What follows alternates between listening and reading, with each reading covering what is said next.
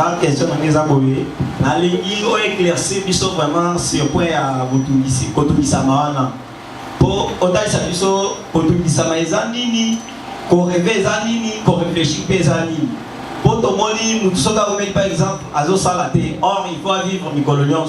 À ça, il y a une année, 2 ans. À Zok, ils ont des bons mots. À Kotolisama. Et puis tout le monde peut en rêve, peut une histoire. Et à Napoléon a commencé par les rêves.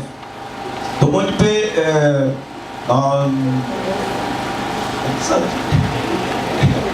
ok, tu comprends la question. Tant que Yesu marché à l'île de ici, dans mon cadre Matthieu, il faut marcher 6 à partir du verset 25. Avant de dire que tu pour servir des maîtres, mbongo nanzam, bimamon. Amen, amen. Yesu amane ko test batu batu abi mambo akolia ezali pamba parce que banyama ya zamba na bandeke balia kame basaka musate vrai ou faux. Yesu alobi pona kolata ate botala ba fleur ya nani ya zamba ils ara kitoko koleka na ndenge Salomo alata. C'est-à-dire eloko nyos mutu azo pesa souci pona kolia komela kolata kobala. Ce qui soucie est dans la cadre wana pour causer quelque chose et comme inquiétude. C'est que Jésus a fait solution. Alors bi makambo nyos wana bozana ngo posa eza makambo bato nanu bayebi nzambe te ne balokaka yango. Alléluia. Babi, toutes ces choses, ce sont les païens qui les cherchent. Mais bino, papa na bino, yemoko aebi ke boza na posa na ngoko, keza na tina pona bino. Abi, il faut pona bino bo s'inquiéter. Pona nini? Baza, tout s'inquiéter pona nini? Tozoka, on dit bino bo ba ba ba nzambe te. Tobe to kisa pona nini? Pona makambo ya likolo. Le royaume des cieux. Abi ceux qui vont vite tourner pour le royaume des cieux, les restes, Zabarosani. Apesa. Est-ce que nous avons un ensemble? Alléluia. Moi un ensemble. Attendez nini. Akula lanzarate. Auzana musalate. On a ce frère. Zambé akula isana moi difficulté. Mais souka moi na Nzambe azaka na garantie. Nzambe Abraham a béni Nzambe nani. Jéhovah Jireh. Le Dieu qui pourvoit. Nzambe a dit que pourvoir n'a pas besoin na biso. Mais moi Nzambe mais toi c'est un moment équivoque mon ko tout ça ça que oh misala za na Congo te. Oui, misala ezate. Yo créé musala. Yo créé musala. Tant apôtre Paul abandaki kotama na ba Timothée na église bacha mbongo te bayo kinzala bayo travailler la compagnie ni au l'état chaki boy histoire wana te. Est-ce que apôtre Paul bakena na compagnie pour travailler bakena na on attrape pour travailler ba créer ki musala baké bakati zete baké ko sa la mutu ba payote baké ko sa bitoko bateki. Bananzamba alléluia. Bananzamba alléluia. Cause la kamusala te oh ba pesa kamusala lokola ba tous ba la gouvernement pesa kamusala biso to la wana te. Créer musala. Yo sala musala créer yango. Pas ba tesa ba ko be monani. Fainéant. Ba fainéant ba za ba to ba za ah esimate bien aimé. Misale zana kina we belé à makasi. Qu'est-ce que c'est ça belé? Quelle la carrière? Beaucoup de bâtiments babu comme mabanga. Azana marteau. Car après à 7 mois moi n'a pas mabanga naïe. So que quand côté en bouge, basalis. Basel mabanga naïe, moi naïe, client naïe. Petit yo zana combien on a zana autant o yo so yanga, on a la bouki. Bou moi $25, $30 pour ta poche. L'objet a continué. Les hommes sont ratés. Apôtre Paul, on a à l'université minene. À quel moment Musani? Il y a Musala Bitoko. parce que à mon avis à cela qui était là qui est engagé niveau à Haïti d'attendre qui les gens qui niveau au sein de Bito côté bandé il y a des qui montent que le coton banda quoi nanité c'est pourquoi on apprend le roi quoi mais de quoi tout dit mutungi si zani mutungi si saka attendre aux autres tout ça pour na kozwa biloko ya mukili ozana souci ya iloko mukili ozana poussa ozo yango te obandi koyoka pasi wana yango mutungisi. C'est pourquoi ningo tino lobi bon moto avanda sala musala mitungisa te bien alki musala aussi matami mitungisa te batangela biso na mukanda ya Philippiens chapitre 4 bana verset 6 Nzambe azota esabiso ya biso lenga ya komitungisa ya biso lenga ya musi na mala bataille ce soir na Philippiens chapitre 4 verset 6. Ne vous inquiétez de rien, mais en toutes choses faites connaître vos besoins à Dieu par des prières et des supplications avec des actions de grâce. Mais yebisanga oyolingi okineza balobi yebisanga oyolingi na lo sambo. Après le sambo zabalobi ndima ke osui c'est-à-dire comment na esen nzambe penza motongisi ezali péché ndenge moko na kindumba ndenge moko na moyibi ndenge moko na incrédulité ezaka ndenge moko péché moko ndio muni bato mingi ya basusi babimba mitema bazoba maja ba estomac. Pourquoi? Parce que nzambe asepelaka na mitungisi te. Amen. Alléluia. Ya mu Yesu alobaka ke boya epananga bino bato bozana mikumba boya ngana lungula bino mikumba ezani ba souci ba charge nzamba peso foi yo garder foi otikele mikumba okomotambola isem ngana kupambola nzamba kosala lipambole kolanda yo. Alléluia, alléluia. Mais apôtre Paul wana oya komi awa eza apôtre Paul obi via leka awiki ala lanza akesa na bitoko na moto apese mbongo te dans la Bible. Amen. Que ça la bitoko ça le fait bien qu'il n'a été atayo mo donc petani apôtre la liza a commis dans la linanzala bien aimé mokili oyo makamuso ekozala olaliza menzamba sepelaki olala nzala mokola mpo okute nzala ndenge ezalaka so totuni kaka tokomi awa définition ya nzala tobandi kotelemisa bana ebele awa okoyoka moto oza kopesa définition na ndenge na ye. Amen. Mais moto oza kopesa définition na ndenge na ye nga abetango 3 jours omelaka mai soko omeli mai te ma olokoti ngo balase ole 3 jours. Donc là c'est obina na expliquer définition yanga eza ndenge na nga yayo eza ndenge na yo ezali mwana soki auti classe akomi na 12h maman j'ai faim okiza ya zuki benzala mso ebetaka mutu makolo elengi ozotambola ozomona ke ata eloko oso ata eza na fulu okolia otikali na histoire ya kobeta mpe na vie.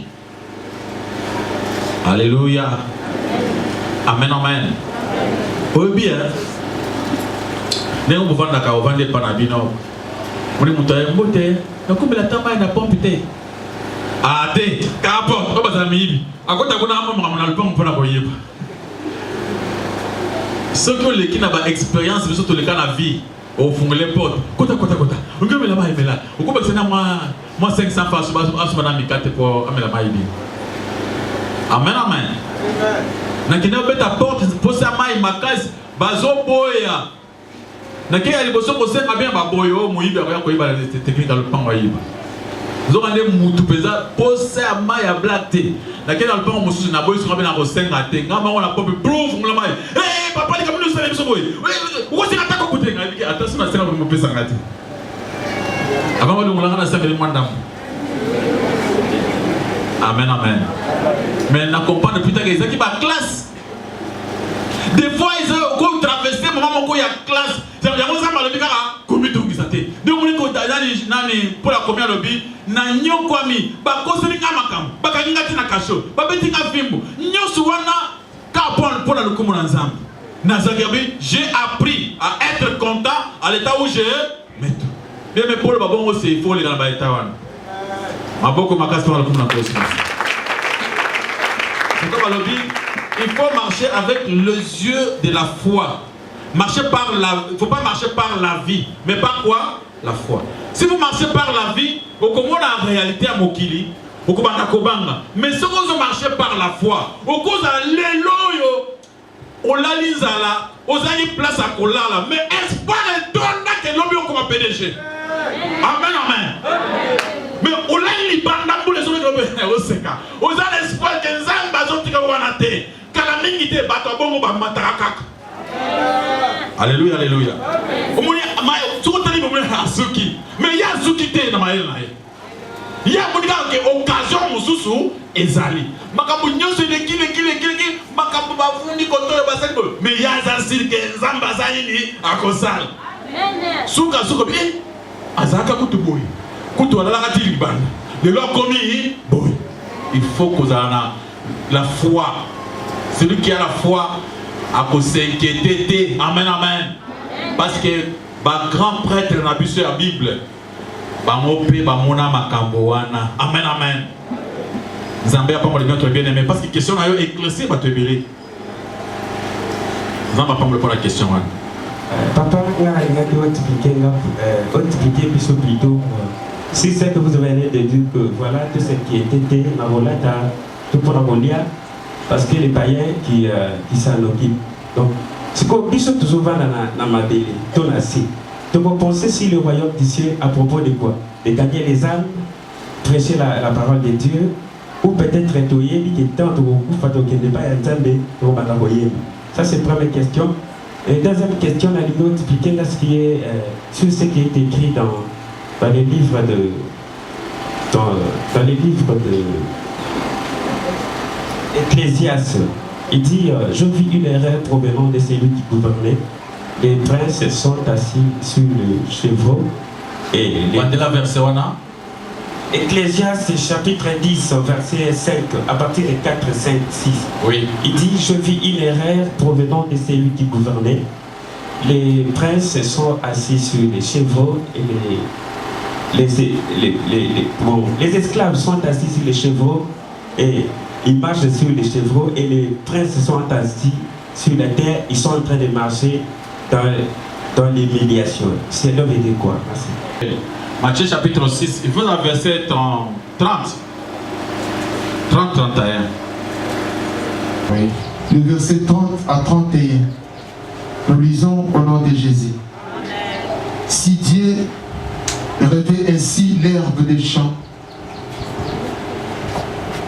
si Dieu revêt ainsi l'herbe des champs qui existe aujourd'hui. Vous avez verset combien? Dans un verset 30, Matthieu chapitre 6. Voilà 31. 31. Ne vous inquiétez donc point et ne dites pas que mangerons-nous, que boirons-nous, de quoi serons-nous vêtus? Parole du Seigneur. Avancez. Verset 32. Car toutes ces choses, ce sont les païens qui les recherchent. Votre Père Céleste sait que vous en avez besoin. Zambalobi, makambo wana papa. Si vous avez Nzambe, Nzamba sa bon c'est pour vous. Maintenant Nzamba vous en non aussi mais Nzamba sa préparé pour ça ni. Ayebi ke yo penza lokola okomi kolingaye okomi mutu bonheur kwelanga yo. Balobi bonheur, grâce et kotambola bi okotambola bonheur, otelemi bonheur et telemi. Engelo banini. So yo zote ka bloquer quelque part. Omoni kotambola makasi po yo zawana. So ko lpa ma lobite lokola teka na boutique na ndongole awa. Tango yo ke okena ba client, kina clientèle wana. Côté que mo tala ko ya e bomba wana bu clientèle sanini. Et la ndikuna ko lpa ma tala boutique boyo. Motoyate. Mais petit on va teka ko commande nini. Na tia boyo tembo nini. Ye azana bonheur ya Nzambe tambola na ye. Alléluia. Maboko pour nous na connaissance ici. David, dans l'histoire à Joseph, azaki soki aux yeux mwana musala ndako epambula. Amen. Otela bibwele zani efuluki. Donc tout ce qui est azo simba ezo fuluka kaka. C'est-à-dire bonheur et kotambola na yo. Mais tant qu'on a Joseph Azanan, esclave. Alléluia. C'est pourquoi tu as dit que yo commis tout Zamba sa yebi que vous en avez poussé déjà. Azo vous êtes pour appeler, on est aux pressé. C'est-à-dire aux autres qui est pressé, au lieu de Kazambe na vitesse. Amen. Zamba Tadio a sa préparé villa moko soki na Washington. Abi moi na oyo avant na Washington na villa oyo. Ba bongi te za pona yo ba na kombo na yo. Yo awa Zambe yo ata chambre ça ko pesa ngate. Eh Zambe uzamabe ata chambre ça ko pesa ngate. Ozo tena yo kwa mabe. Amen amen. Yekutu abongisi anini ya. Ya musa ba biza tranquille. Soki amoni uza tranquille. Oko simbe loko wana. Alléluia, alléluia. C'est comme si Azana est silté. À moins d'être monté, ma benzababi, Azamalam, Ayebi Kanayo, Yosa tranquille. Des côtés wana. So be oh pona tout ce qui est que bloc en la nengeni. Biloko alo la elboso c'est la foi. Ozo croire que Zambe Dieu est là. Zambe muto Zambe azali akela biloko nyonso. La première verset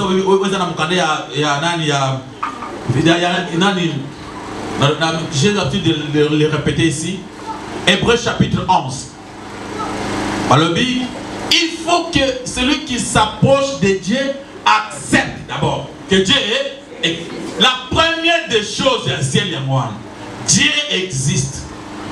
Parce que dans l'université, il mais toi, il te faut quand même accepter que Dieu existe. Pour sagesse, c'est mon qu'il est beau, il est cambouan. Donc, ce qu'on dit que Nzamba Zalak. Après, on dit que Dieu est le rémunérateur. Amen, amen. Dieu récompense ce que lui cherche. Là, déjà, au son côté l'eau. Quand on dit que Nzamba Zalak, c'est-à-dire Nzamba a pour récompenser votre kakaye. Déjà, il y a un ensemble qui est déjà dans l'église Pamba, dans le transport, Awa, Nzambazo Futanga. Nzambe a pour récompenser. Déjà, ma candidature est comme ma candidature Lola. Au comment le Kola Nzamba Zali. Au lieu de ça, Nzamba Monanga, au Tiki. Au lieu de ça, Nzamba Monanga, au Tiki. Déjà, parce que pour la Nzambe Azali. Parce que nous avons tellement pour le Nzamba Zalakate. À quoi ça dit n'importe quoi et n'importe comment, il n'a pas peur Nzamba Zalakate. Alléluia. Ça dit ça. Non. Si on a la parole de Dieu, la foi dans la parole de Dieu. Maintenant, on commence par la foi, c'est toutes les écritures qui sont dans le Nassima, c'est la parole de Dieu. Nous avons vu au s'inquiéter pour la présence en Zambé, comment vous en avez malam. Fini. Le reste, Zamba va passer. Maboko makasma le conscience. Verset dans le lobby. Verset mon sous et senaka. Tout le temps, il y a qu'à préparer un mot. Amen, amen. Parce que l'Ancien Testament, ils ont besoin de la révélation. Et c'est là des fois 8 ans. La folie occupe des postes très élevés. Et les riches sont assis dans l'abaissement. J'ai vu des esclaves sur des chevaux et des princes marchant sur terre comme des esclaves. D'abord, réel. Amen, amen. Plus tard,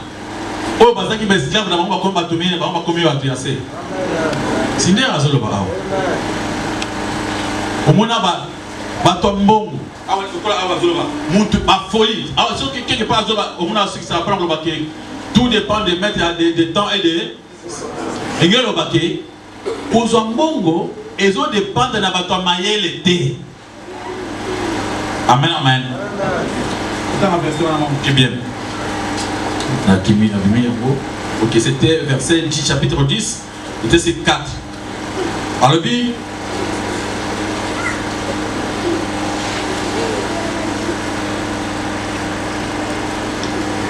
amen. Ton temps, pour bien, sauter, ça nous prendra un grand temps. Alors, tu peux expliquer un mot. Tant que les esclaves, les chevaux, les princes, les tamboli makolo. Amoni, riche, comme inacé, pauvre, comme licolo. Bible est clair. Il y a même que bato liboma, pambolami, comme élevé. Normalement, cela veut dire que namokili, ko pambolama, ça ne dépend pas de maïle. Bato musu bazana maïle makas namokili. Ako kuluka mbongo ti azo ya mote, mais mutu musu bazana maïle te. Omuni azana mbongo ebele. Na Psaume 121, 127, ezolo ba que tango tolala ka pongi nzambe achaka lipa na nzela ya bana na ye. Abi bato musu ba makana tongo. Babimi na tongo baluki mbongwe akomi na gambela longo wenda gambela akomi na zando sisi zando akomi tina suka akomi na report makolo azongi na $20 na poche faut pas na franc 5000 francs donc pour avoir 5000 francs il faut ma place sur ça moi pierre alléluia mutu mususu abimika na tongo abandi ko kende bibiso nzambe abongisa lipa achaka ngona nzela ya bana na ye okoyaka hotelemi nzoka nde hotelemi mbongo lisolo bandi wana sika hotelemi wana alléluia alléluia lisolo bandika wana oh est-ce qu'il y a bazoka eloko moko bobo yo pe uzawa na kaka ah bozoka nini oh mais pas na biso izana papa moko azoteka botu lupango na place wana ah yo yebi lupango wana we na yebi mais mana biso ko mais ça comme sonner exemple pour me toko makaka on est au communana